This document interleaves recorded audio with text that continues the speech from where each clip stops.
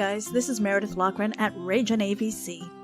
We're organizing an art and swag bag auction to help one of our fellow indie creators and his family after a near-death experience with COVID-19.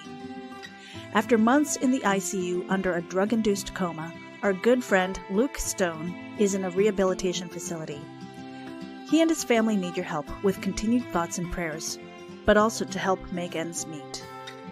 My personal connection with Luke is through friendship, but he's also the person who gave me my very first comic book writing credit in Hybrids, the Sons of God's trade paperback, Trash Day. This special live stream event is scheduled for November 13th and 14th, and we'll be updating our website with a catalog of items up for auction. If you wish to donate art, books, or a goodie bag, contact Nita Lanning or me at raginabc@gmail.com. Please share this out with your friends and help spread the word. As a community, we might not be able to help everyone, but we can try, one person at a time. Hey, thanks for sticking around. My name's Luke Stone. I'm the writer and artist behind Hybrids. First, I want to give a heartfelt thank you to everyone who has supported this project over the years and who has been along the journey with me. You see, the very first time that I really ever wrote a script was Hybrids 1, and the first time I really did any kind of digital art was with Hybrids 1 and some of the concept art for that. But hopefully you will enjoy the journey of this story as I grew not only as a writer and an artist, but also as an individual in my in my own life in all aspects, because it definitely was a journey, and some of those things found their way into the pages of this story. I've tried to put a little piece of myself in all of it, and I've tried to put a little piece of all the people that I've been able to meet along my own personal journey in it as well, so that there's something there for everybody to connect with. Thank you again for making it to the end of this video, and I look forward to not only just being able to give you the story, but also to meet you one day, hopefully in person, or at least through some kind of contact where we can share kind of our love for comics and our love for the medium. So have a great day, and God bless you.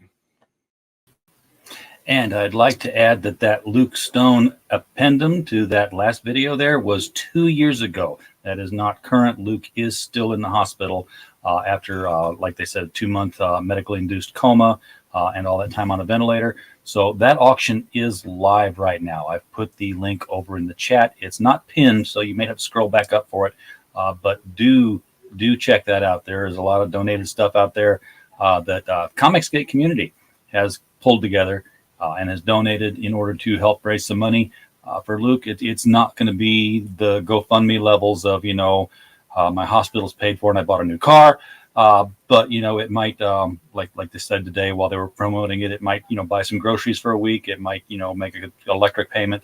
Anything helps at this stage of the game right now, because when you're over 2 months in the hospital, you can just hear the cha-ching going on in the back offices as they prepare all those medical bills and count how many Q-tips you used.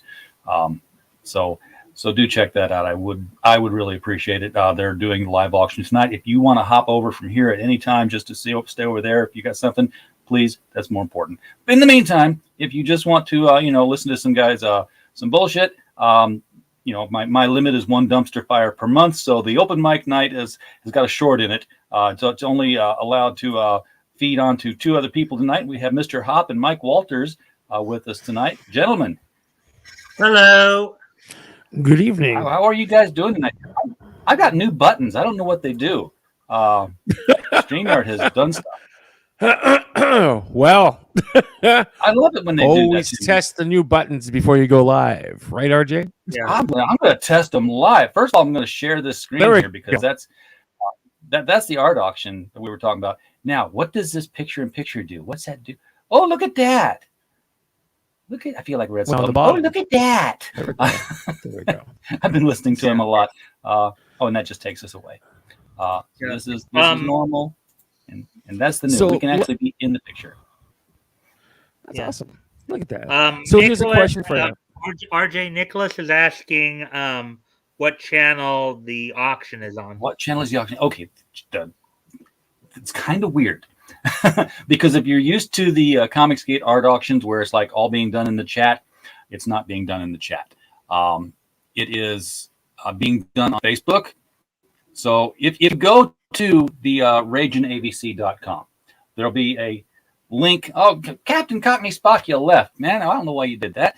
No, if you click on the auction items, you can then click on any one. For instance, down here, this guy, this nobody donated one of his books. He said, "I'll sign it even like that means something." And if you click on it, it will take you to the there you go. So it's I could take you there directly. I just don't know where it's at, and I'm lazy. So I'm going to click down the rabbit hole. I went to Rage and AVC. I clicked on an item. Then it says click here to bid. That's basically going to take you to a Facebook group, which is their promos thing. It'll be the post specific to that item. So they can see that, it's a very high demand item. Nobody has bid on it. So, now's your time to get it. But in the group, you could actually navigate back up and you'll see all this stuff. I want to say that Rage and AVC is the channel. I can always, now that's something I can check out. It may not be called Rage and AVC though. That's the issue. It is called Rage and AVC. Wonderful. And they are actually live right now. Should we snipe them? I've never sniped a stream before. But this thing on. Okay, I heard somebody type. I was like, it got quiet. Yeah, I can hear you. I mean, I was just letting you go. I was on a roll. Yeah, I think part of the reason maybe Captain Cockney Mirror Spock had left may have been due to the fact that it was somewhat of a closed mic. You might want to give a little bit more of an explanation why we're doing it this way tonight, or just he already has, Mike. Huh? He already he pops in and pops out. He's in. We're just appreciative when he's here. And it's late where he is. I mean, he is in the UK, so it's like Monday morning. Got to get up for work, and make the dosh. I didn't realize that. I thought maybe he might have felt a little insulted because no, he's a regular fan of the show, so we're glad to have him here. Anyway, I'll take that offer right now because, gosh, so much stuff going on in comics and in the news. Mr. Hop, how are things up in Canada? I mean, you stay abreast of all the comics news. Sure. What do you bring from the Great White North? Well, I'm staying abreast as much as I possibly can. Basically, right now, I'm sort of in dire straits situations. I'm glad you allowed me to once again be part of your show, which I'm really appreciative of. To let everyone know, my internet is not the best these days, but I'm doing what I can to compensate to make things work, if you will. Yeah, working off of your phone right now, I believe. I am. And basically, it's not the best service on the planet, but I just really wanted to come on the show and just chit chat and take in things and stuff like that. I'll tell you what, it's better than the Wi-Fi you had in the hospital. So, well, I feel the gentleman who was in the hospital due to COVID. What's his first name again? Is it Luke? No, Luke. Yeah, Luke Stone. It is Luke. Okay. Well, I really feel bad for Luke. I hope that he gets better soon. All those people who are not vaccinated, I would take a very long, hard look at what's happening with a member of community as of late.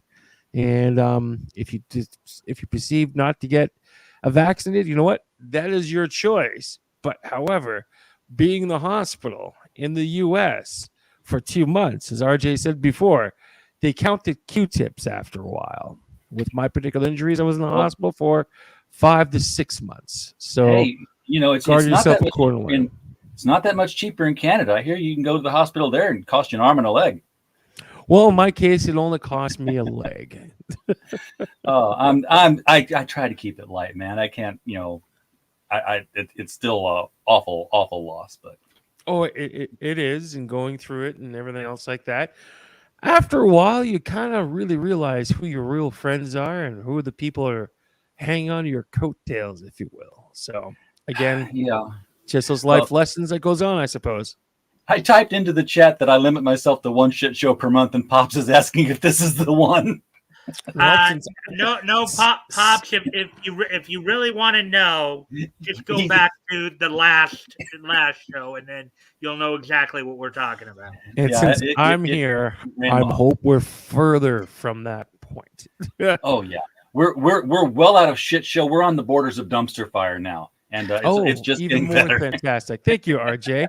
Appreciate you booking me on your dumpster fire show. Oh no. That's better. Dumpster fire is better than shit show. So, I see. Is it like hitting the bottom of the barrel and finding this room on the bottom and climbing away back up? Yeah, we're on one of the upper rungs of the barrel now. We're almost out the edge of the barrel, and then we're just on the filthy street. That's good. Filthy street. Awesome. So two X-Men things that people are talking about today. And Mike, I'm going to let you talk about X-Men 97 in a minute here, because that's the thing you've been keeping on top of. You think I should go ahead and pull up the articles? I'll just pull up one of them. We'll let everybody else can find the other stuff. Yeah, you're right, Aaron. You told me to kick them both last week, and I wanted to keep JDA on, but I was like, well, JDA without his second banana would have been okay, but then the other guests started fighting. I'm like, oh, I can't win for losing here. So tonight it's just it's a studio session. There you go. Oh, Mr. Hop isn't bringing you down. Come on, Pop. Yeah, Pops. It was that was the other contender in the fight that we just sat back and let happen. But the X-Men story that is fresher than the X-Men 97 is the series X-Men Green, because X-Men Gold and X-Men Blue and X-Men Red were such hot topics that X-Men Green resonating well with the younger 18 plus audience. Yeah. And of course, it is a one of those green stories. It's one of those eco stories, and it's basically Nature Girl, who is a mutant. She's got antlers, and she's in tune with the planet. Yes, Nature Girl. I see. She's an X-Men. It's X-Man. one of those stories. Yeah, she's an X. Wait a second, RJ. Don't you mean X person? Aren't you hip to 2021 lingo? I know. I'm waiting for them to completely ungender the whole mutants thing. Just call them mutants. But she's walking along the beaches of Krakoa, where all the mutants live in communistic harmony. Excellent. And she sees a tortoise, a sea tortoise, and the sea tortoise dies. What's a tortoise? A tortoise? He's like a turtle. There you go. Why is she looking at a turtle? Well, I'm trying to emulate Blade Runner, and I'm failing horribly at it. Oh, all you have to do is just throw out random words, and you're emulating Blade Runner. There you go. We're talking about the good Blade Runner, not the most recent crap. Yeah, we'll take the test later. There we go. But perfect. She sees this turtle. I don't know. It's got a shell and 4 legs, whichever one it was. And it's choked on a plastic bag. And the plastic bag, after floating through the ocean to Krakoa, still has the ink on it from the deli from which it came. Oh. So there's only one solution to this problem of this poor tortoise, and that is for Nature Girl to go to this store and stab the owner in the neck with a pair of scissors. I don't know how to take that story. I hope you're making nobody does. Is this are you pulling my right leg? Like, is this an actual real story from the House of Ideas? This is Marvel Comics. The House of Ideas. So you're not kidding me. You're not kidding me. I'm not kidding you at all. This is the House of Ideas, where they have a discussion with Sauron of all people. You know Sauron from the Savage Land. He's a mutant pterodactyl.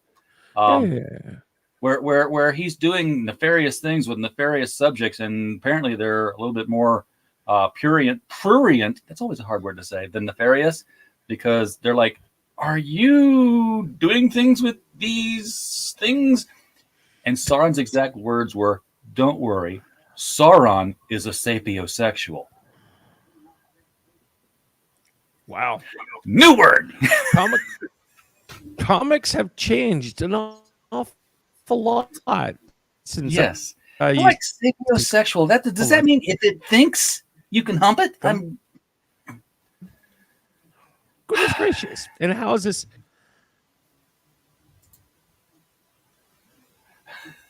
No, I'm not you're not no the other nefarious. Not your name. Yeah, we don't want to associate you with X-Men. That's nobody wants to be associated with X-Men. I don't think Marvel even wants to be associated with X-Men. It's probably why they're trying to kill the title right now. I don't know this. They got X-Men back from Fox, didn't they? Well, as I understand it, this new X-Men series, X-Men 97, is going to be on Netflix. No, but I mean the franchise, the movie franchise. Fox is done with that now, right? Did they ever get that? Yeah, I think I did hear something about that. Maybe. Okay, so it's not like they have to poison pill the franchise to make Fox give it up. They got it. Yeah, Sauron does like turning people into dinosaurs. I love those kind of comics. You know, Sauron's turning people into dinosaurs. Grodd's turning people into apes. But that was good comics. Yeah, it would be like the 50s. And Pops, if you were reading the old X-Men Onslaught storyline, stay there because that's like the end of good stories. And we lost Mr. Hop. I noticed he was freezing. Probably his phone was going. I'm just kind of getting caught up on the chats here. You might want to take a look at kind of the back and forth between Nefarious and yeah. I've been talking to the chat, popping them up here while you've been digging up stories. Mr. Hop, did you fall off? Well, I did share the article, the Allison Court article. So I got it there. Let's take a look at it. Walk us through this here. Perfect. Okay, so for those of you who may not remember, so X-Men 97 is what they call a continuation of the series that was back on Fox Kids in the 90s. Okay, this is they're basically taking it from the final episode just after, of course, Lilandra had come to take Charles to the Shi'ar Empire to heal after he'd been attacked by Graydon Creed. So this is apparently where they're going with this. And one of the first, as I said, there's like five stories that have come out in the last 5 or 6 days on this show. This is the first one. This X-Men 97 original Jubilee, Allison Court. That was the Canadian VA who originally voiced her back in the 90s cartoon. Confirmed she will not reprise role. Wants Asian voice actress to replace her. This is an article by Spencer Bacouli. It was 20 years ago. She might want younger actors to replace her. Right? And Jubilee, if I'm not mistaken, wasn't she like originally from California? I think in the comics, she's Chinese American. Well, that's not what I asked. She's from California, isn't she? Yeah. I mean, the character, her not her heritage, Mike, but her where she came and joined the X-Men. Yeah, I think she was. So why would this voice actress wants this character to be Canadian Asian, especially if Jubilee's background's in California? Well, because Jubilee is a Canadian Asian. She's a Canadian. Canadian, gotcha. Canadian. She's a Canadian. Therefore, only Canadian voice actresses can voice Canadian characters. Well, here's a better question for you. How old was the character? How old was the character when she moved from Canada to California? Does anyone know that? Mike, do you know? No, I mean, as I understand it, the show itself depicted her as being. I think the show depicted her as being like probably in her mid, like somewhere in the 16 to 18 range. Yeah, she was definitely a teenager. She was still more or less a teenager during the show's run, and then by the end, I think she had been 18. So, and she was, of course, living with a bunch of 20-something adults too. So, yeah, because she was probably an orphan. You know, they all are. Well, yeah, A Disney orphan. Well, no, of course. She in that particular show, she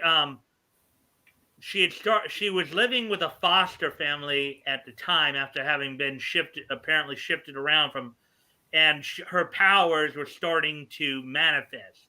Yep. You know, she'd randomly be, as I recall from the beginnings of the show, she would be randomly blowing up like arcade games, video arcade games, stereos.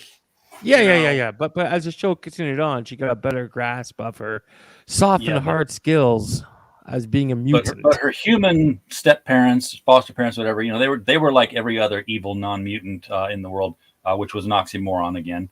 No, actually, her foster parents, she even said that they were the best, foster parents she'd ever had. The ones that, she had when she joined the X-Men. And then when she went when the X-Men, they became her family, basically. So so it's like, so basically she ran away from her adopted parents to join the circus. Perfect, excellent. But however, long James story Hayes short, is the source of all knowledge. So I trust everything he puts up here.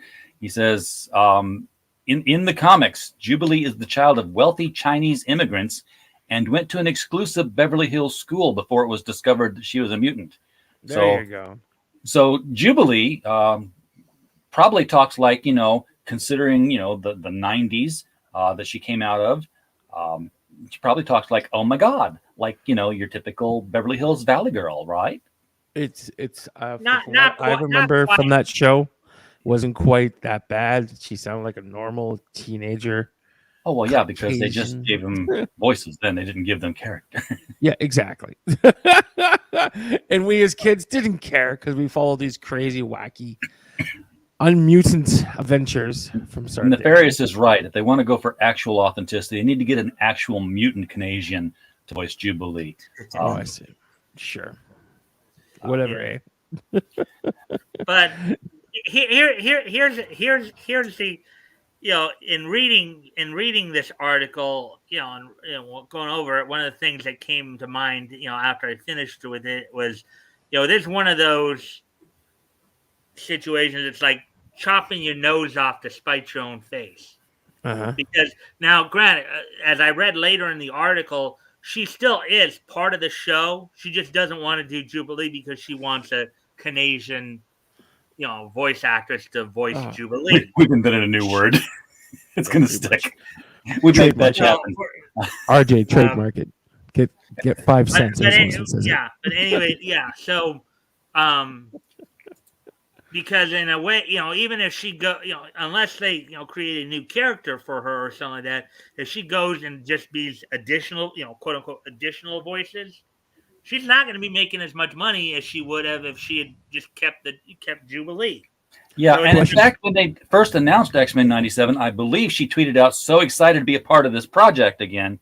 And then it was later that she said, oh, but I don't want to voice Jubilee because, I'm a grown woman now. I've gone through so much.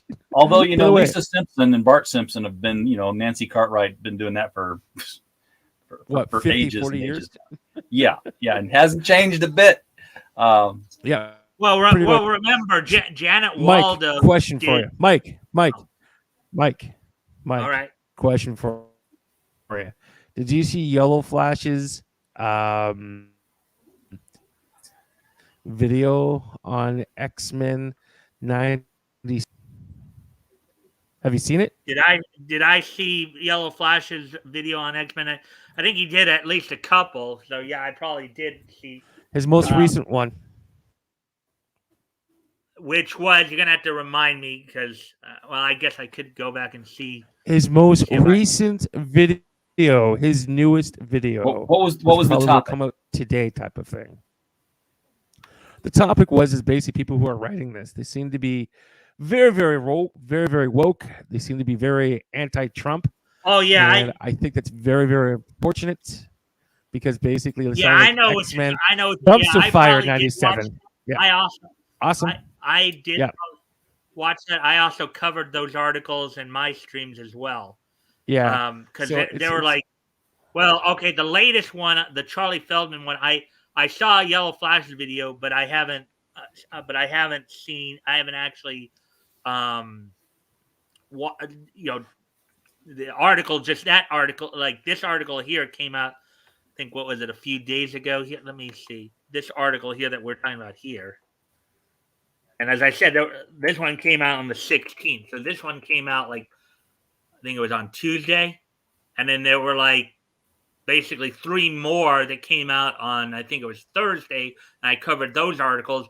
One was the one where Eric Lewald, the executive producer of the show, talked about them doing, them focusing more on adult themes, and then the other one was the Pedro Castorena, the supervising producer, coming out with that tweet where he said "F Trump" and he's still your boy. Oh yeah, yeah, yeah. And then there was actually an opinion piece on here too about the one about the 2021 writing for this show. And then the most recent article that was done on here, which I think was done just in the last couple of days, I know Yellow Flash did a video on that. You're talking about the supervising producer, Charlie Feldman, saying how, I think it's a she, based on what I've been, but she was saying that, that I guess, well, Trump can't denounce white supremacy because he is a white supremacist. Is that where you're going? Probably. No, that's not where I'm going at all, Michael. Basically, the thing is that what I'm trying to bring up here is that the X-Men cartoon show didn't focus on any of these polarizing politics from the U.S.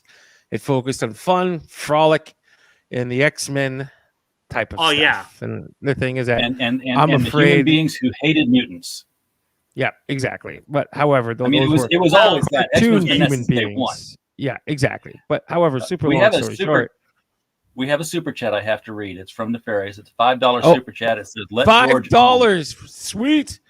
$5 super chat, and that's American money, by the way, Mr. Huff. Perfect. So that's $25 Canadian. Yeah. We now, of course, I do have the sign up, and it's it's a closed set, authorized cast and crew only on tonight. So we're oh crap! How did that happen? What? George, welcome. We found another cable. We plugged in another mic. George, how you doing tonight? I'd like to thank all my simps who helped me get onto this show. Without you, my simps, I would never have considered doing a calendar. I'm still thinking about it, but it's a good possibility. I'll be making a calendar. Yeah, what is? I know what a simp is. I just don't know how the word origin came around. Well, from my understanding, it's simply delicious. Oh, well, a lot of the girls who get simped for simply are. Yeah. Wow. Nefarious is cutting down on X-Men 97. It's going to be woke trash. Okay. So how many episodes in do you think we get before there's a Mutant Lives Matter parade that has a human shooter? I'm just, spitballing here. I'm going with 3. Over under is going to be 3. Before that happens, before somebody opens fire on a Mutant Lives Matter parade. Yes, of course I did. I figured as much. Of course, he can see that, right? I was just asking because the way you made it sound, it's like he somehow magically found his way in here. That's why I was asking. No, not. My sense of humor flies under a lot of people's radars. I got to be a little bit more upfront, I suppose. Pops has no faith in any movie or Big Two comic, so they're pretty much dead. Yeah, well they played it out. Give the indies something to do. Nefarious is going with the first episode. First episode will be a Mutant Lives Matter parade with a white male teenage state line crossing murderous shooter. That's. Well, the only thing is, though, even in the original granted, the politics of the real world were not a big part of the story. It was still part of the story, but it's like, okay, if you want to gauge it, okay, let's say the way the original story was, the original X-Men was back in the 90s, it was probably 80 to 90%, canon story canon, and Yeah, maybe 10 to adapting. 20% of real world issues that trying to mix in. It's almost like what they're trying to do with X-Men 97, as they've been doing with a lot of stuff that they've been trying to bring back and reboot and all of that. It's like they're trying to completely, like, doing a 180 here, a complete switch. It's like they want it to be 80 to 90% of their political agenda messaging, and only 10 to 20% of the story. So Nefarious says, like, the thing about the old X-Men is that everyone has felt persecuted at some time in their life or at odds with the majority. People say it was civil rights, sure, but it was more primal and universal. And I agree. And there was the driving force in the X-Men was, they're protecting a humanity that hates and fears them. Well, they hate and fear them because, like, you guys are dangerous, and the plot of X-Men is like, you hate that which is different. I just heard a knock at the door. Go answer the door. It's like, it's not just that you're different. It's not just that you look different or you talk different or you eat different foods. One of your guys is dropping cities on us. There's a scale here of difference that causes some fear. I have to be the person who says the opposite. No, why are you doing this, George? Why are you doing this to me, George? All right, and I'll say this: the X-Men themselves did not make any sense after the initial run of not the initial run up to issue 95. The X-Men made sense, but after 95 and beyond, this whole narrative that it's about, they're taking racism and they're just putting it into there, so it's a social political book and talks about racism, talks about being different, all that stuff. I call it bullshit on it, and I'll give you my reason why. Everyone, the human race is going, well, these mutants, they're going to take over the earth, all that stuff. They're popping out everywhere. Homo superior is what they were calling them. They were scared of them, right? And they were scared of them because, like you said, they're dropping whole cities or whole towns or whole buildings on communities and whatnot. Big fights and all that stuff. And I'm going like, no, all this stuff with the X-Men is not even on a planetary scale, or a global scale, or a country scale.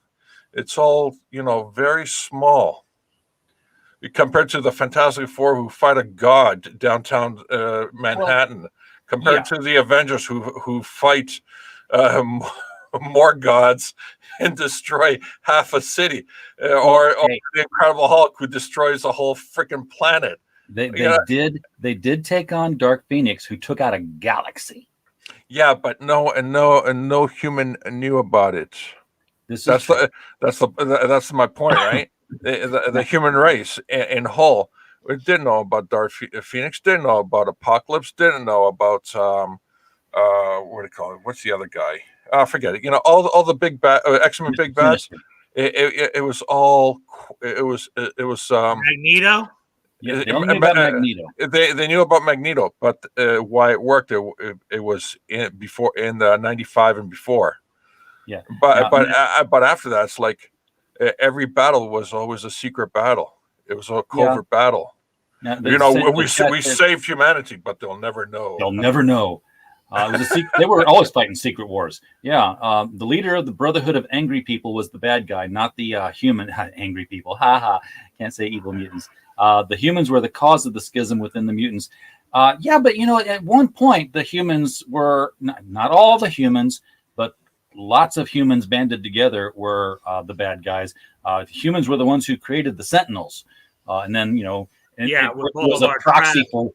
Yeah, it was a proxy for having giant robots be the bad guy, because the Sentinels kind of took over. But when the Sentinels were created and they were in service and also in the public, all the humans knew about them were that they were in service of humanity.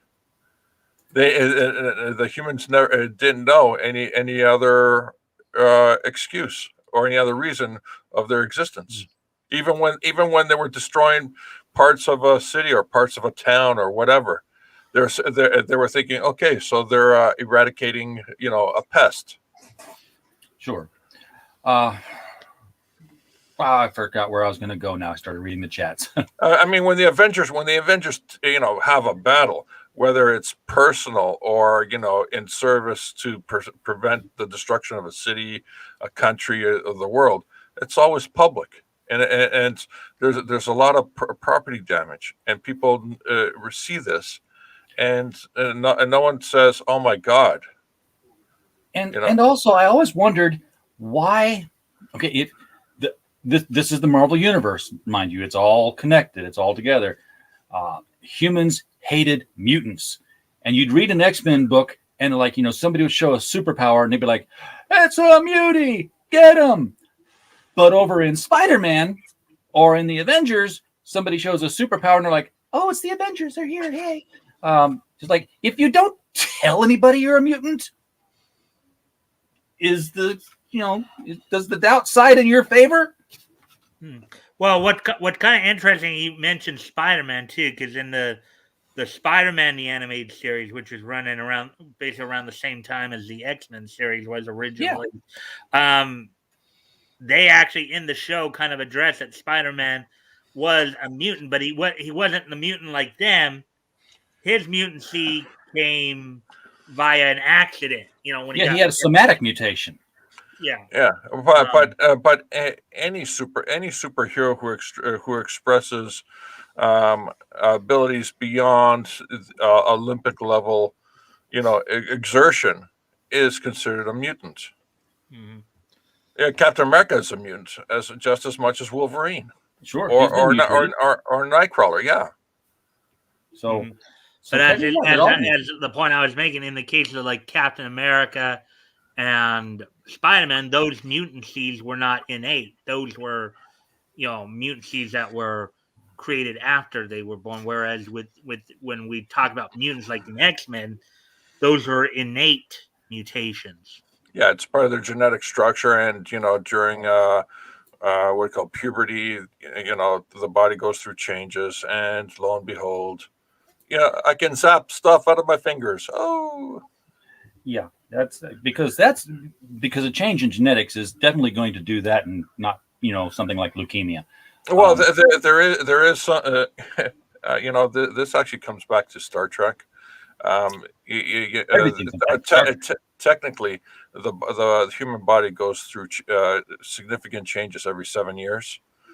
So at 7, at 14, at 21, and so forth, your body goes through a dramatic change. So something that you may not be allergic to at 21, you might be allergic to at 28, and so forth. So when the pon farr at every 7 years, that's directly because of some clever writers actually, they read their science and stuff like that. Yeah, it was like every 7 years. There is no cell in your body that you had 7 years ago. Everything's been replaced. Yeah, it's the ship of Theseus, I believe, is the correct term. Yeah. Lionheart says they are persecuted yet also superior. That's what makes the X-Men the comic book icon for the social justice movement. Why do you hate us so much? Can't you tell we're better than you? Well, I think that if you were to take Magneto's attitude and those who follow Magneto's attitude, yeah, that would be the extra. But I think, as somebody mentioned earlier, Professor X had actually tried to be more, we just want to peacefully coexist. We don't want to hurt anybody. We want to more peacefully coexist. Oh, give me a second. I got to reboot just for. Go boot things. Yeah, they are superior in power. They could terrorize and harm anyone they wanted if they gave in to base or vengeful feelings, which is what they did in X-Men Green. But so is anyone with a high-powered rifle and a gun. Yeah, and no one ever takes a gun to the X-Men. They're always like shooting laser bullets and things like that. I just once I had a friend, Troy Reiser. We talked about X-Men way back in the day, and he's like, just once I'd like to see, Cyclops and Jean Grey and whoever run into an alley after a bad guy and turn around with a 44 Colt revolver and then go, oh crap, he's got a gun, and turn and run away, because they're always dodging like little energy bolts and stuff like that. They didn't have to have any real fights. Everybody had something super teched up. We haven't heard much from Mr. Hop in a while. Mr. Hop, do you have anything you want to add to the conversation here? He keeps dropping. Not really. You guys are pretty much taking care of all this stuff. Anything that we'll add will just be duplicating what you guys are saying. So please continue. No, keep saying, ditto. I just wanted, because I know we were talking so much here. I figured let's get you in on this if you had anything you wanted to add or anything like that. No, not really. I contend that the X-Men have been villains for the last 2 years anyway. Wait a minute. I have to say this is a monumental moment, because I think Mike is evolving. He usually talks a lot, but now he's opened the floor to somebody else. Well, I've opened the floor before, George. It happens. You just haven't been on as often when I've done it. So we got to have you here more often. You're right. Yeah. We kid because we love. We're never insulting the Brandons. We're lifting up the Brandons. Just because somebody else hears something different, we can't control what they hear. What was the next topic? I think X-Men was like all I could think of today, was because I was just so. As I told you, there were like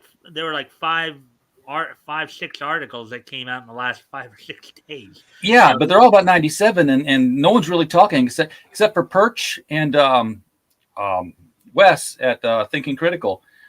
No relation.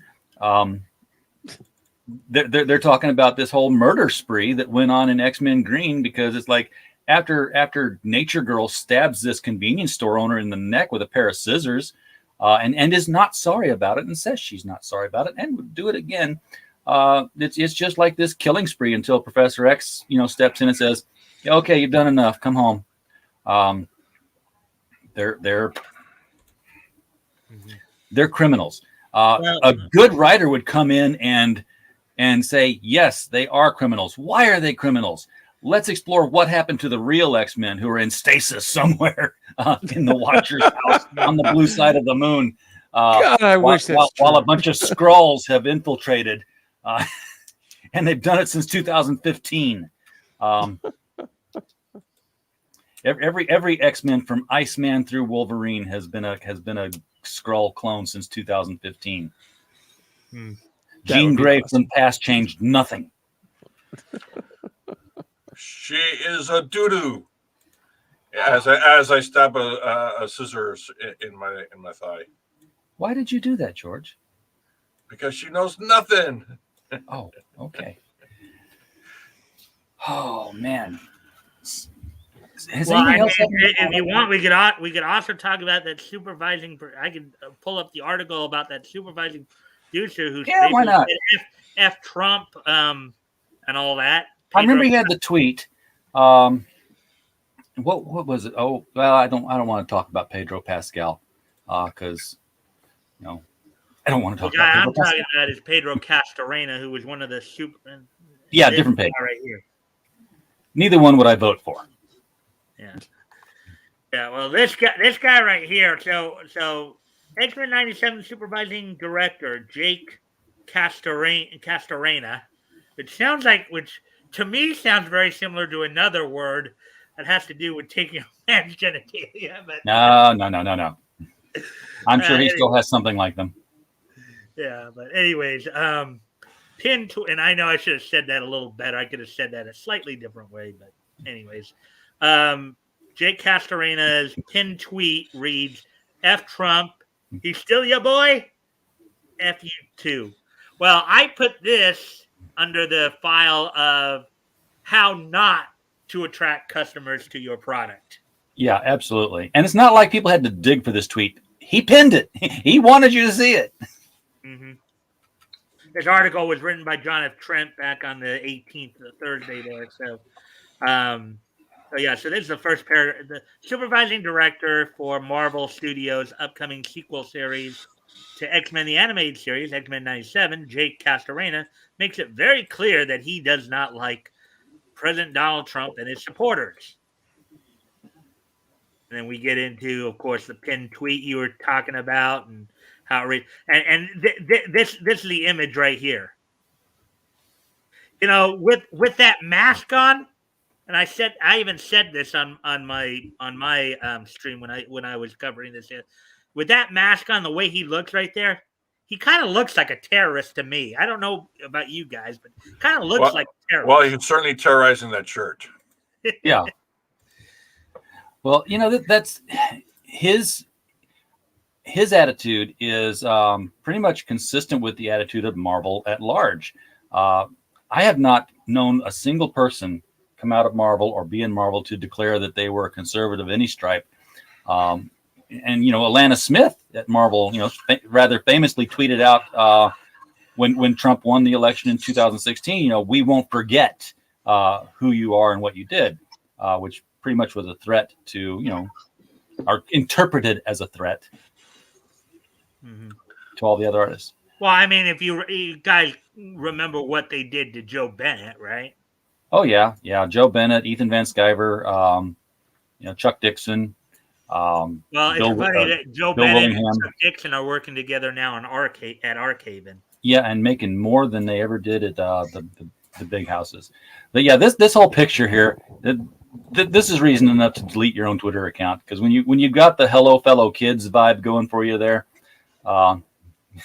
it's well, kind of as I told you before, I actually got rid of my Twitter almost 2 years ago. So, you know, I'm going to switch screens on you here because we've got a more famous person to talk about here, Vampira and Tor Johnson. I have an exclusive. What do you got, George? I've been working on remastering Plan 9 from Outer Space by adding special effects and whatnot. So the movie looks, you know, incredibly, you know, polished for the 21st century. Can you digitize Bela Lugosi back into the scenes that were supposed to be Bela Lugosi? I think I can. I am working on it, and it's been a labor of love. And what I'm showing you here is because Mr. Yanafui, who's in the chat, kind of forced this on me because he hacked my router again. So what you're going to see is the opening credits to the movie. I've got about 15 minutes of the movie polished, and it's a long process, isn't it? It is. You know, but I don't do it like every day. I do it, you know, here and there. So let me show you what the opening credits look like. As you can see, the camera's low, and it's going through the graveyard. Originally, the graveyard was these gravestones, and there was a still image. And then every time the lightning would strike, the names on the gravestones would change. But I said, this is a whole new opening scene. Oh yeah, this is a complete and it's timed out, you know, to the actual movie itself.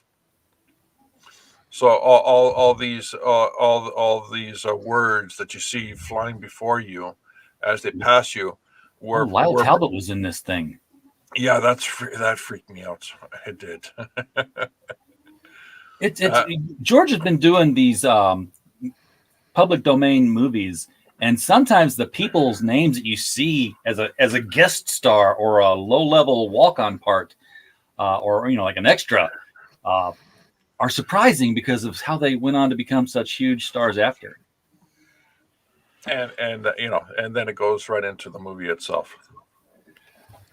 Well, And you've been cleaning up a lot of these. You've been putting out the first half of the Batman serial. Oh yes. That was glorious. So afterwards, you're going to have to do the one Batman with and Robin one. Kirk Allen doing the voice. No, Kirk Allen did Superman. Oh, I thought he did Batman too. Okay. No, Batman was I forget who the guy who did Batman, but yeah, me too. I just we just watched 2 hours of him. How can we forget his name? I know, that's the thing that's bugging me. Now I've got to look it up. Batman serial actor. Wow, a lot of them. Story screenplay. Oh, come on! I don't want to know the. Yeah, okay. They got Bill Finger in there. Lewis Wilson as Batman and Bruce Wayne, with Douglas Croft as Richard, quote, Dick Grayson. Not to be confused with Batman and Robin, which had Robert Lowery as Batman Bruce Wayne and Johnny Duncan as Robin Dick Grayson, which also had Vicky Vale. Oh my God! You know what? I am so stupid. I'm so stupid. I played you the wrong file. We're not arguing. I just wanted you to know. Oh, I'm going like, no, this can't be. And goes, yeah, it is. It is. Like, give me a second. I'm rewriting. I'm sorry. I realized I played the silent file. It wasn't the final file. It's like all this stuff is way back, like 2008 to 2017 artwork. And by the way, regarding this guy here that you have on screen, yes, I like to say it's beautiful. I like the fact that these people declare themselves, like the people with the purple hair and stuff like that. In nature. Yeah, I was going to say just like that. Yeah, in nature, there's a reason why animals in nature show off their plume and their bright colors and stuff like that. It's because they tell other creatures in nature, "Hey, watch out, I'm trouble." And when you see a purple-haired female, you got to thank them. You got to thank them because that's a creature you have to avoid. I tend to side with Hank Hill. Or a terrorist-looking SJW. I tend to side with Hank Hill, who famously said, I actually support body piercings and tattoos. It's an outward visible sign to the rest of the world that something about you just ain't right. Unless the rest of us, just think. And since Mr. Yanafui says there's no memes and no fun. You ignorant slut.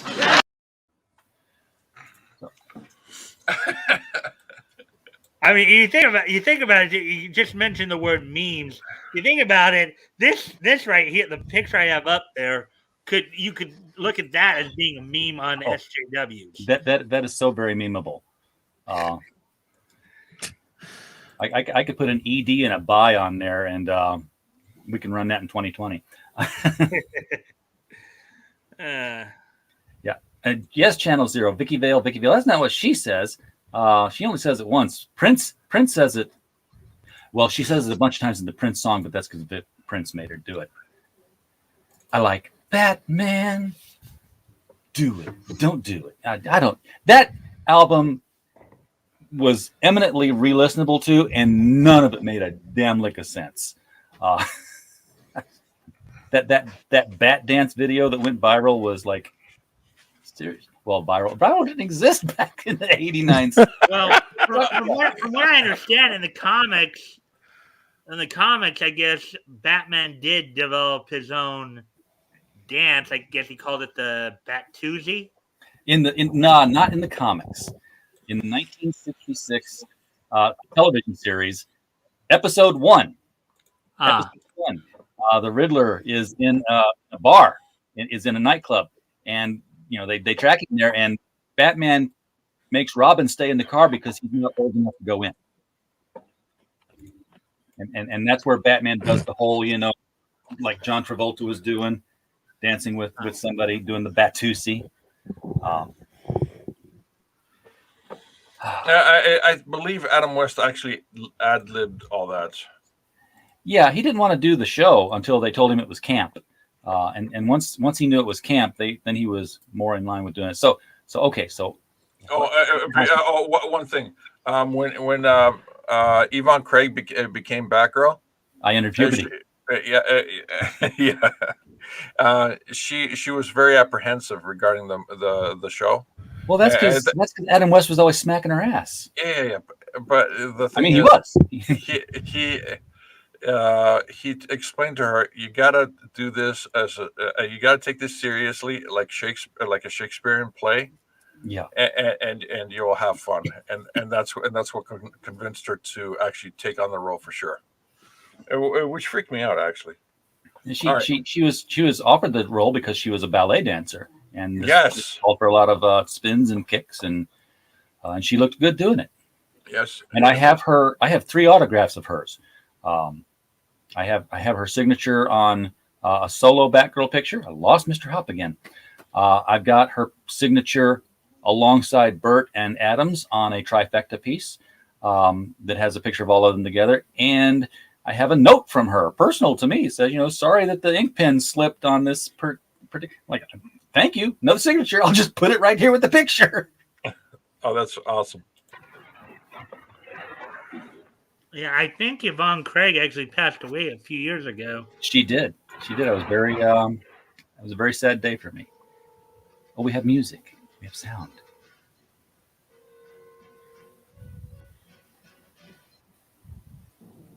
Boo the font.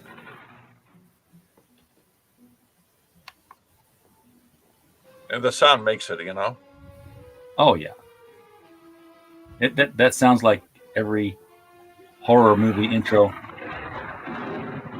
Oh, there's the lightning and thunder. Yeah, and this is all based off of the still that you see in the original.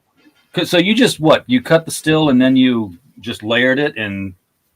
Yeah. I this all 3D. All this you see here, the trees, the grass, everything. It's all 3D. So you could print this.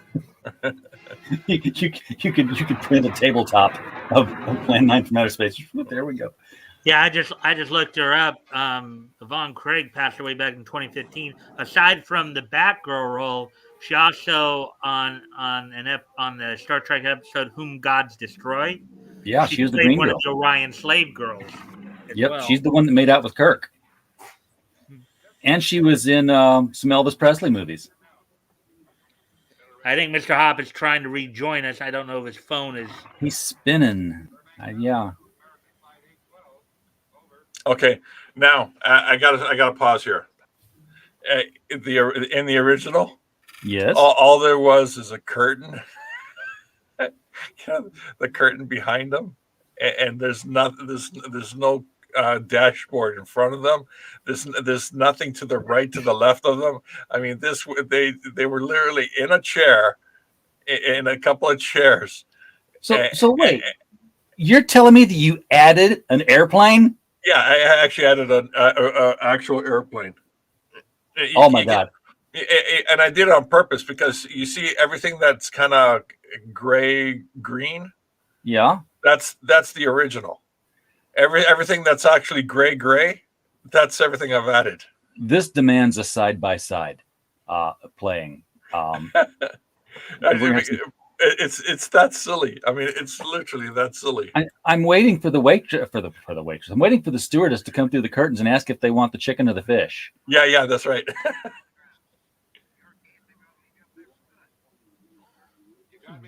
Volume's a bit low, but well, no, I lowered it so that way we can talk about it. Oh yeah, okay.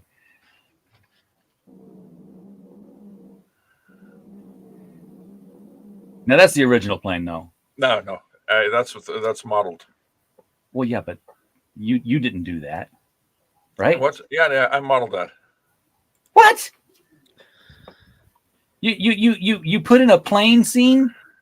Yeah, I added exterior shots and stuff like that. This is officially Plan 9.2 from outer space. Something like that. Clyde says you were a madman. This is why you were on Sci-Fi for Me's channel the other day.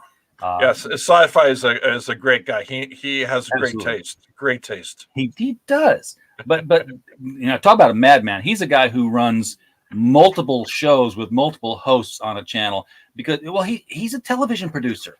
That's his day job. So he knows what he's doing, and he deserves a following that's 100-fold over what he's got. Oh my God! Wow. George, is it your birthday today? Huh? Well, yeah. For today it is, and tomorrow it will be again. Wait a second. What do you mean tomorrow it'll be again? I've been right. I gotta love BA. I've been running this gag for almost 2 years. Was it 2 years now? No, a year now. I had Katie Sackhoff wish me a happy birthday. Yes. And I've been running with that gag every day. You just retweet it every day? No. Just like it's my birthday. Every day I would say to somebody random, "It's my birthday. It's my birthday." Because somebody will retweet it. Yeah, I know. I've seen celebrities do it all the time. It's taken a life of its own. You made Plan 9 totally legit now. Let's not go crazy, Channel Zero, because the story is still the same. Plan 9. Are you familiar with Plan 9 from outer space, Mike? Plan 9. Okay. Plan 9 from outer space is universally regarded as the worst movie ever made. It's an Ed Wood production. He had Bela Lugosi. It's Bela Lugosi's last film. And Bela was, deep into his formaldehyde addiction at this point. And he gets replaced with a taller actor later on. You can tell that's a different guy. He's like head and shoulders taller than the last guy. And just a silly plot. It's aliens come to Earth to turn us into zombies. To voodoo zombies. I mean, alien technology, voodoo zombie culture, all collides right there. Somebody's doing, I think they were doing a comic called Plan 59 from outer space, because they're like, they keep coming back. It's been 50 years. They've moved on, which is what prompted me to put the tweet out earlier today. It says, could I get some backing for a script for Plan 69 from outer space? We could turn it into like an adult movie. Because I'll write that script. I can do it in my sleep. All right. I'm sorry, but I think we're revisiting this the third time. I think I found the 2007 render. You see the date there? Yes. The 2000. You've been working on this a while. It's been a while. This is the 2007 render. I hope I shared audio. God, I hope I shared audio. No, I didn't share audio. Take it down. Put it back. Yeah, geez. Stop sharing me. Yeah, I'm hideous. Don't look. Ed Wood, if he could. Ed Wood and did a lot of things. Ed was a Johnny. Was it Johnny Depp that played Ed Wood in the movie Ed Wood? Yes. What a great movie. Yeah, that is a great movie, but it highlights just how weird he was. Excuse me a moment. RJ, did you want me to unshare the articles, or did you want me to keep that up? No, you can leave it up there. I still see it here. I'll switch back and forth.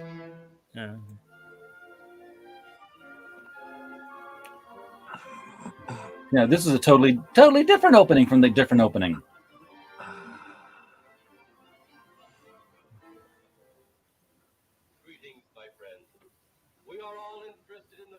Okay, you see there. That's the original. Okay. And now I added more to it.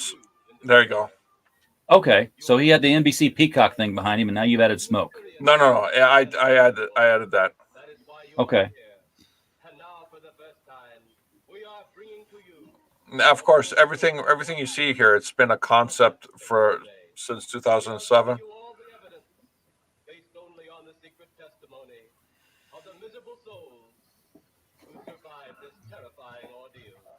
He's got that Wizard of Oz kind of hairstyle going for him. Yeah.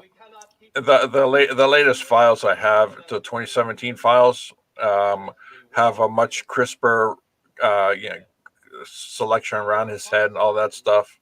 Oh well, yeah, I would imagine they would. You've got better technology. Grave robbers from outer space. All right, so I'll just skip past this.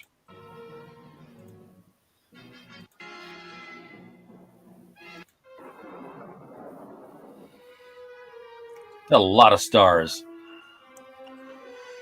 Well, if anyone knows about going, traveling in space, space is not black. There's a lot of stars out there. I've heard that. Ideally, when you're going into space, just telling you from experience, you have to go into space on the dark side of the Earth, where there's no planet reflecting light. That way, you can see the stars much better. Now they've got a cockpit.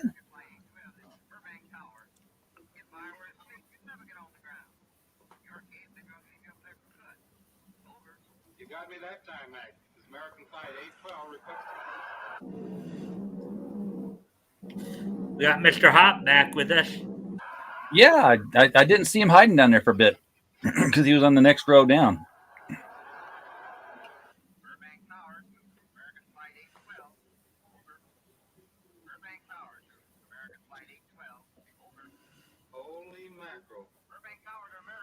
Notice everything that's gray-green. That's the original. Take a look for yourself. It's a flying saucer. That's nothing from this world. Originally, the flying saucer was a flying saucer with a string attached. Yes. Yeah, this is an Oscar reappraisal. Why not? Sure. And by the way, lest people think that George does this as just a hobby. If you've seen the Netflix series The Nevers, no, too much information. Okay.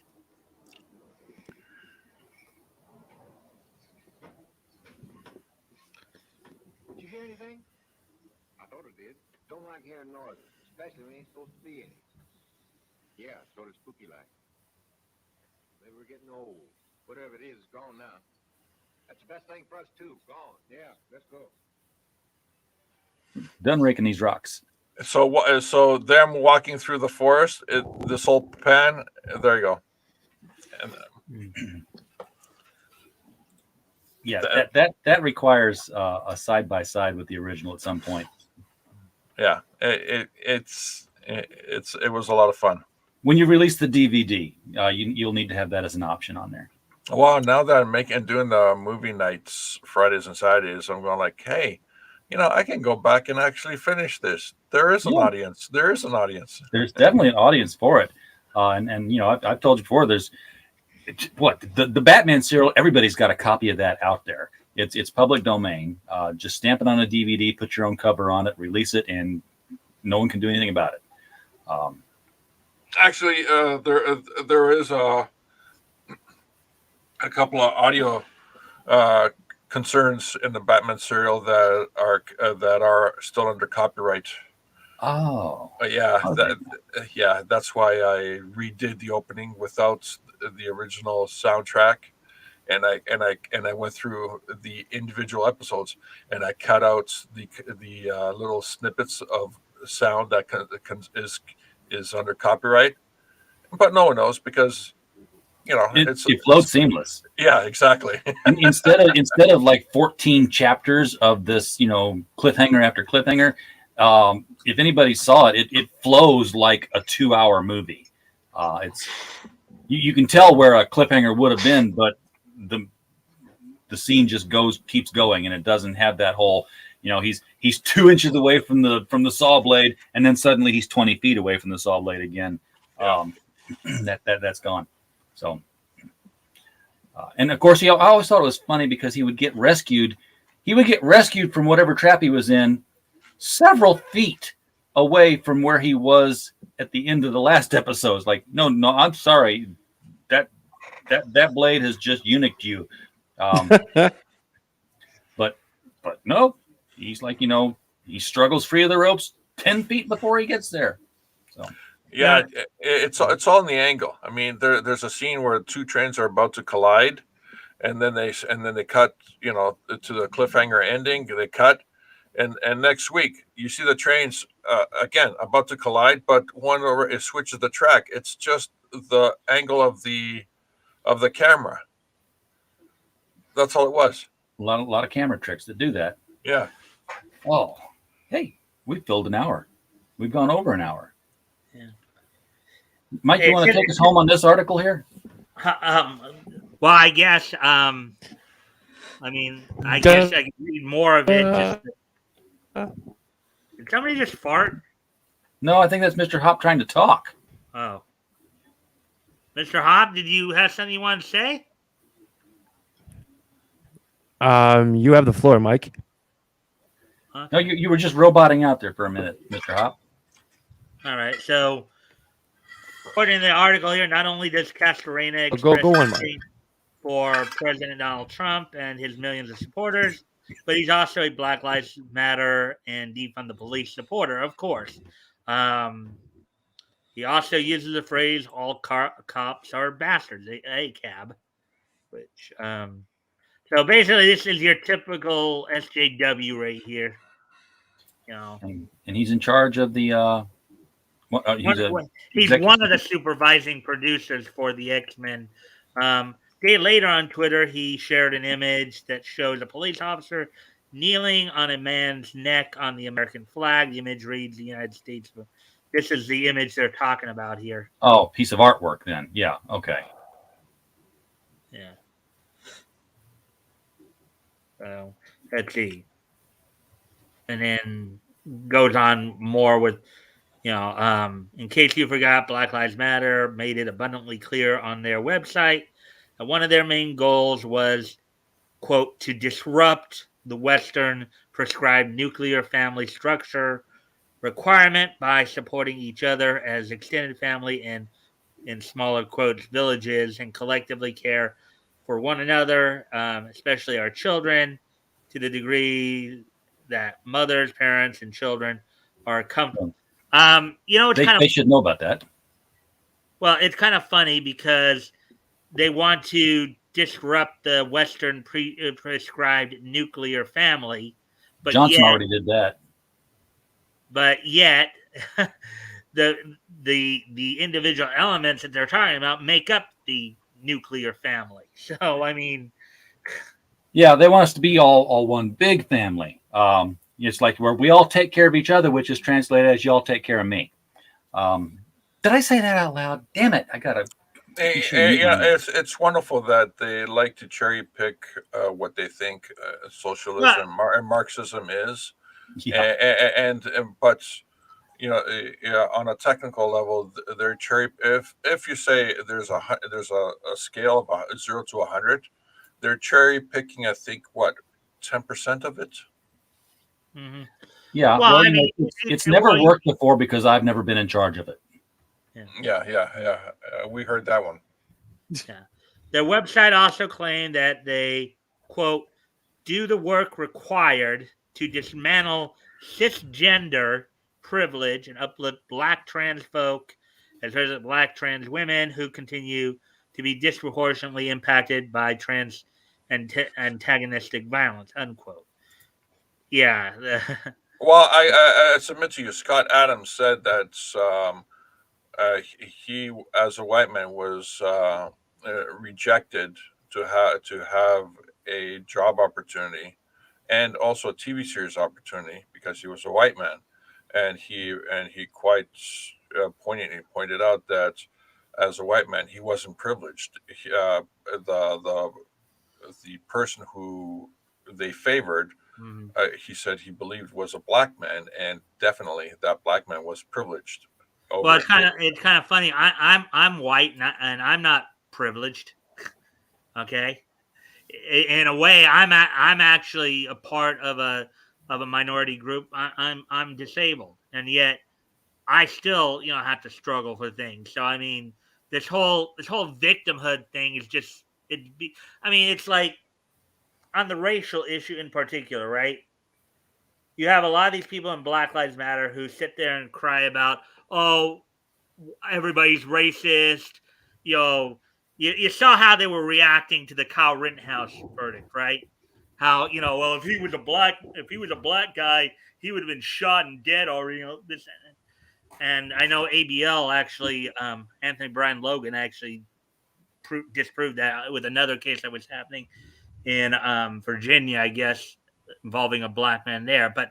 But they sit there and they cry victim, they cry racism. But if you were to point out something like how Chicago is one of the leading murder capitals, and how there's a lot more black on black violence than white on black violence, or you bring up something like apartheid in South Africa, where it's actually reversed.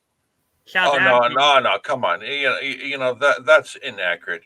Chicago's not a murder capital. It's the capital for disagreements. You go to Chicago to have a disagreement. That's all it is. A disagreement. I think you know what I'm talking about, though, George. And South Africa, it's not about racism. It's about land retransferring. That's all. Yep. Aren't those code words that a lot of the leftists like to use? My point being is that their hypocrisy shows every time they open their mouth about being a victim. Because if you were to bring these stuff up to them, they'll do exactly what you just did right there, Jordan. I have a feeling you were being sarcastic there. No, I was reading the latest update to the dictionary, which was as of 9:15 p.m. Eastern Standard Time. Just pointing out the latest update to the Webster's dictionary. Anyways, and this article, because one of the group's co-founders, Patrice Cullors, even described BLM as trained Marxist. So, I mean, basically, I think you get the gist of what they're talking about in this whole article. It's like transition from what that guy said to more about talking about like these extreme organizations. I also like to point out that more people in Chicago die from traffic accidents than they die from gunshots. And the statistics are murky in my head right now, but I remember I've seen one statistic, and this is, just an opinion, mind you, that there was like 3 more traffic accidents than there were actual murders. And I think the number was like 5,700 traffic accidents to 5695 murders. That's generally because the driver's not looking where he's going when he's aiming his gun out the window. But that's beside the point. I actually had in the Destroyer, what was it, 153 Continental Divide, where they talked about a tributary of the Illinois River being shut off for pollution. It was too full of heavy metals because too many of the missed shots, the bullets landed in the river. So there was too much lead in the water, and they had to filter it. I have heard about this story, Robert Roberts. I had not. I had only seen like a headline, and I did not know who was who and what was what, and intent or accident. But the mostly peaceful SUV driver who plowed into a Christmas parade in Wisconsin. That was not. Yeah, I saw a headline on that earlier too. Yeah, I'm gonna check into that. I don't know what the story was. I'm sure CNN will be right on top of that and tell me the truth. I figured we'd had enough of that, but because I know you were, I guess, wanting to get ready to close out. I think we should before we become an entirely different kind of stream. Let me at least finish off by going off onto something else other than what we were just talking about here. Okay, we're good for another half hour now. Well, okay. Anyways, yeah. So I had you on the other day as my special co-host because Batgo wasn't able to join me. I wouldn't necessarily say I was on. I wouldn't necessarily say I was on. I was there, but I was kind of out of it and loopy. Yeah, but this past Friday, of course, during our historical comic retrospect, I went over couple stories from Action Comics #4, including Superman Gridiron Hero, and which, according to some sources, was one of the few instances where he used his power of super disguise, which is unlike the shape-shifting abilities of like Plastic Man, Martian Manhunter, Mr. Fantastic. According to the way I've read some of the descriptions on it, he quite literally could do plastic surgery on himself. But then in the story, they did mention he did use makeup to disguise himself. But well, Superman is the master of disguise. I mean, he puts on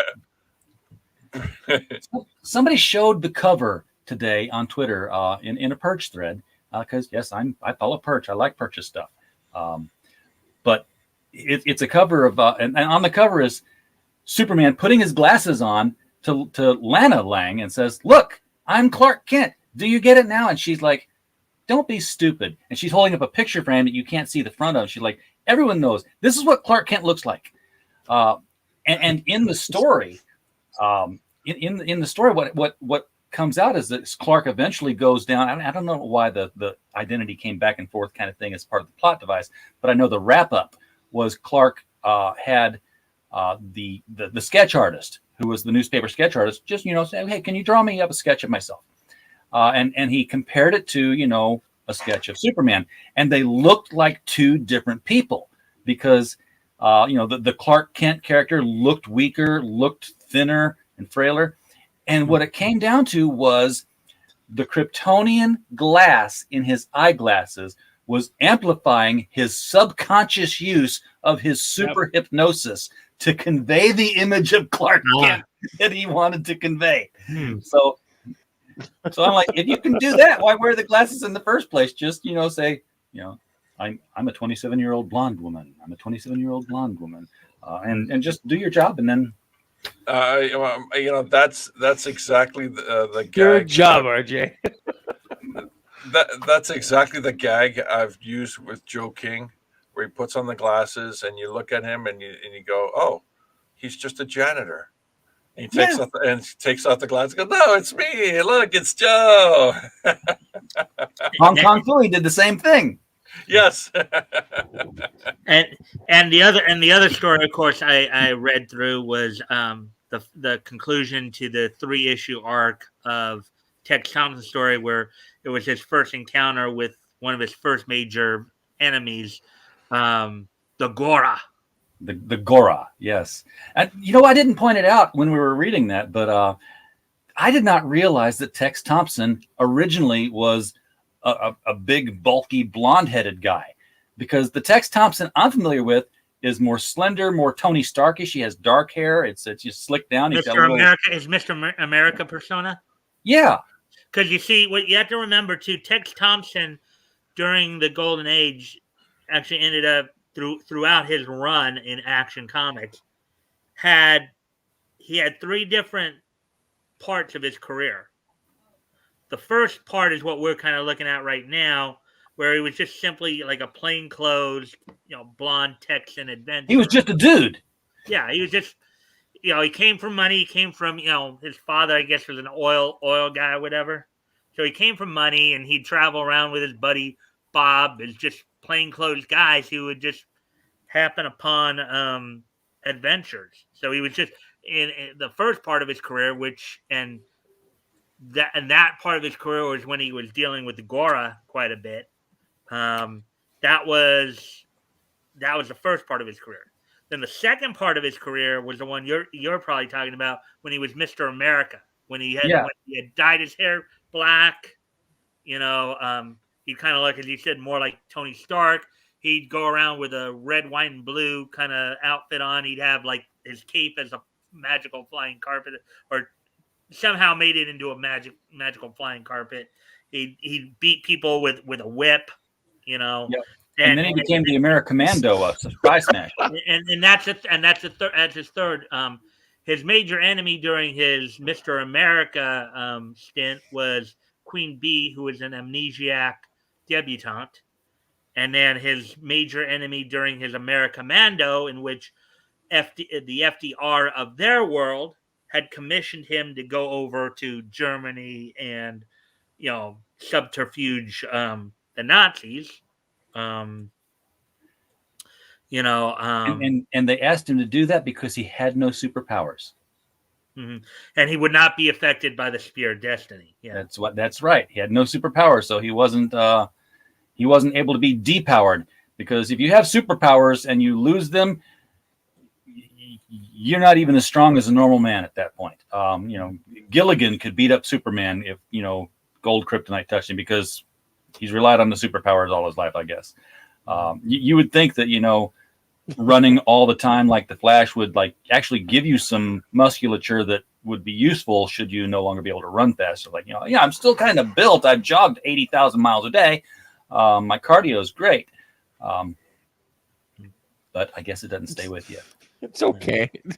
But but as I said, but even in that, his major enemy there was Dr. Ito, who was a Japanese scientist who was operating in Germany. Yeah.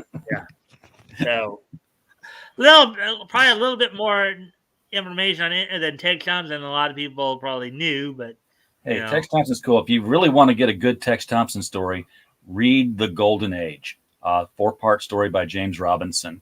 We'll probably get there eventually. Oh well, yeah. I mean, you're going from the beginning, but it's going to take you about 40 years because that book came out in in the 1990s.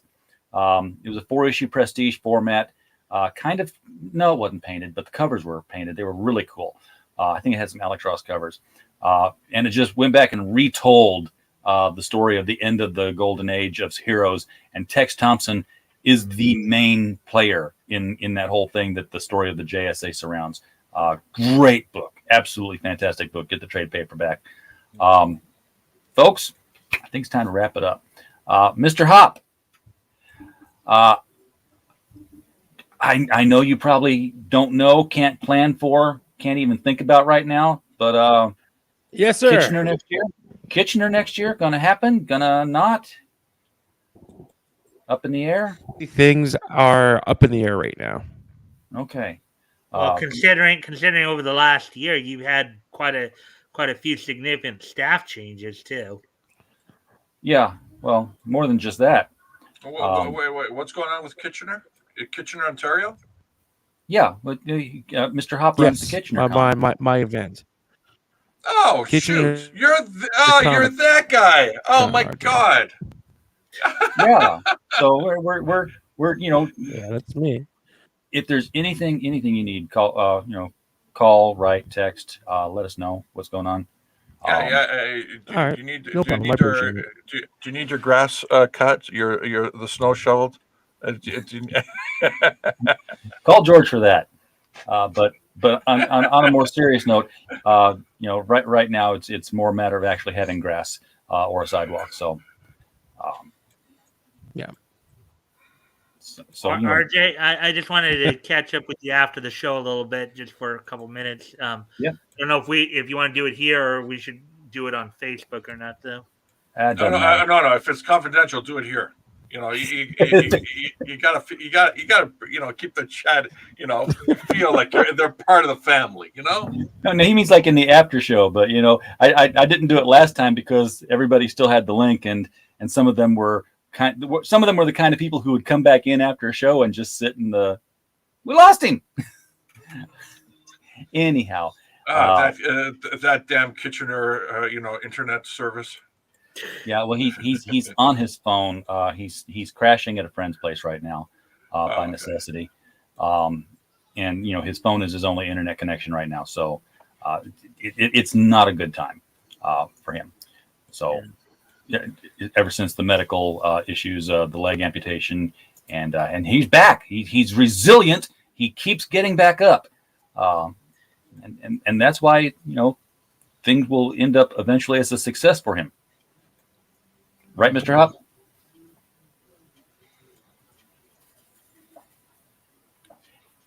Once he has audio. I think I see him nodding. Yeah, I saw him nod. Yeah. He's tilting the phone back and forth so the avatar. Yeah, there you go. Nods.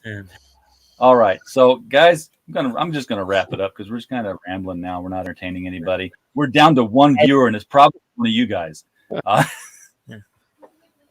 There you go. So, well, it's probably me because I'm the one who. RJ, thank you for coming on, man. I'm just going to I'm just going to end it right here. So thank you guys for showing up, folks in the chat. When you were here, we were glad you were here. Hope you popped over to the Luke Stone auction and found something that you wanted to throw some money at to help that family out. And with that, we will be back tomorrow night when I have Max DeVille and his Human Hunters online. Until then, we just hope you had a blast. See you guys.